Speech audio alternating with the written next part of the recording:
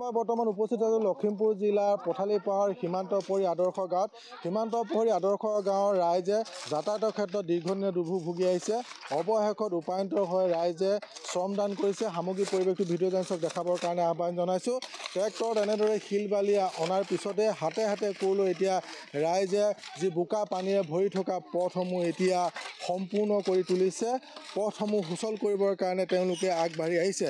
একাংশ ইয়াতে ৰাইজ আছে, মই তেখেতসকলৰ লগত কথা পাতিবলৈ চেষ্টা কৰিম। দাদা, মই আপোনাৰ ওচৰলৈ আহিছোঁ। ইতিমধ্যে বছৰ ধৰি এনেদৰে আপোনালোকে যাতায়াতৰ ক্ষেত্ৰত দুৰ্ভোগ ভুগি আহিছে। উপায়ন্তৰ হৈ আপোনালোকে আজি এনেদৰে সকলো পুৰুষ মহিলাই পথ নিৰ্মাণ কৰিবলগীয়া পৰিৱেশৰ সৃষ্টি হৈছে। কি হয়, মই আমাৰ অৰুণাচল সীমাত থকা আমি বাসিন্দা সীমান্তপহৰী আদৰ্শ গাঁও। কথাটো হ'ল কি, বছৰ ধৰি বহুত চৰকাৰ গ'ল, বহুত চৰকাৰ আহিছে, বহুতো আবেদন নিবেদন কৰিছিলোঁ আমি। কিন্তু কথাটো হ'ল কি, আজি পৰ্যন্ত আমাৰ স্কুলীয়া ল'ৰা ছোৱালীৰ পৰা ধৰি মেডিকেলৰ পৰা ধৰি আমি ঠেলাত হ'লেও আমি নিবলগীয়া হৈছে। তেনেকুৱা পৰ্যায়তো হয়, বা কেতিয়াবা ঠেলা নাথাকিলেও আমি দাঙি পেলাই হ'লেও আমি মেইন ৰাস্তালৈ আমি লৈ যাবলগীয়া হয়। কিন্তু তেনেস্থলত আমি বহুতো চৰকাৰক আবেদন নিবেদন কৰাৰ পিছতো আমাৰ এই ৰাস্তাটো কথাটো গুৰুত্ব নিদিলে। আনকি আমাৰ পতাও ব্যৱস্থা নকৰিলে। আমাৰ এতিয়া গোটেইখিনি এখন গাঁৱৰ বহুত হেৰিয়াৰ পতা নাই। গতিকে তথাপিতো আমি যেনে তেনে বসবাস কৰি আছোঁ। কিন্তু পথটো সকলোৱে এনেধৰণে আগবাঢ়ি আহিছে। গতিকে গোটেই গাঁৱৰ ৰাইজে আজি আগবাঢ়ি আহিছে।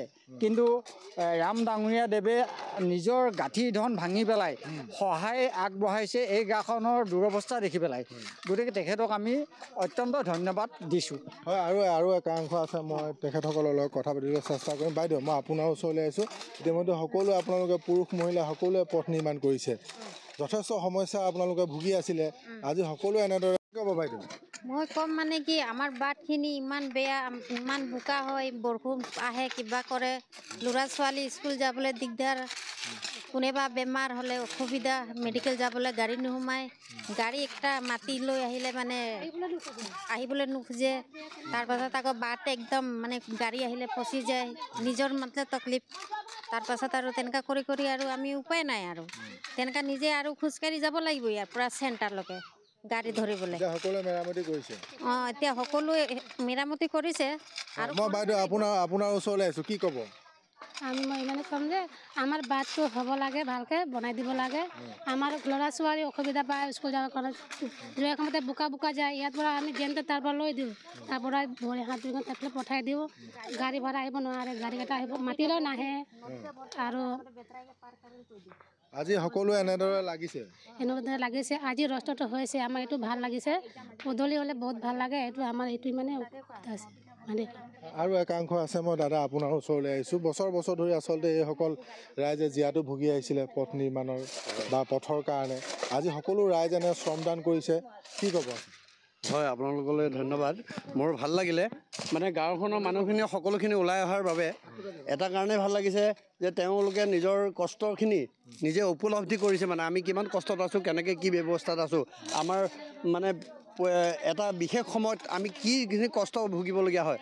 গতিকে চৰকাৰৰ ক্ষেত্ৰত তেওঁলোকে বহুখিনি আবেদন নিবেদন কৰিছে, কোনো সহায় সহযোগ নোপোৱাৰ ক্ষেত্ৰত আজি মই চৰকাৰক মাত্ৰ এটা কথা ক'ব বিচাৰোঁ যে চৰকাৰে যিখিনি নিবিদা উলিয়াইছে, যিখিনি আপোনাৰ হিতাধিকাৰী আঁচনি উলিয়াইছে, যিখিনি কিবা কৰিছে, এইখিনি নকৰি পেলাই এনে দুখীয়া নিচলা খাটি খোৱা মানুহসকলৰ উন্নয়নৰ কাম কৰক। উন্নয়নৰ কাম কৰিলে ৰাইজৰ পৰা যিখিনি মৰম পাব, এই আজি হিতাধিকাৰী আঁচনিৰ পৰা তেনেকৈ কোনো ৰাইজৰ কোনো সমাজৰ কোনো উন্নতি হ'ব বুলি মই নাভাবোঁ। গতিকে আমাৰ অৱশেষত আমাৰ ৰাম ভূঞা দেৱে যিখিনি এই গাঁওখনৰ কাৰণে সামান্য এটা সঁহাৰি আগবঢ়াইছে, এইটোক লৈ মই ইমান কথা নকওঁ। কিন্তু ৰাইজৰ দুখ দুৰ্গতি দেখি তেওঁলোকক অকণমান সহায় আগবঢ়োৱাৰ বাবে মই তেখেতসকলেও ধন্যবাদ জনাই, ৰাইজকো ধন্যবাদ জনাই, আপোনালোককো অৱশেষত ধন্যবাদ জনালোঁ।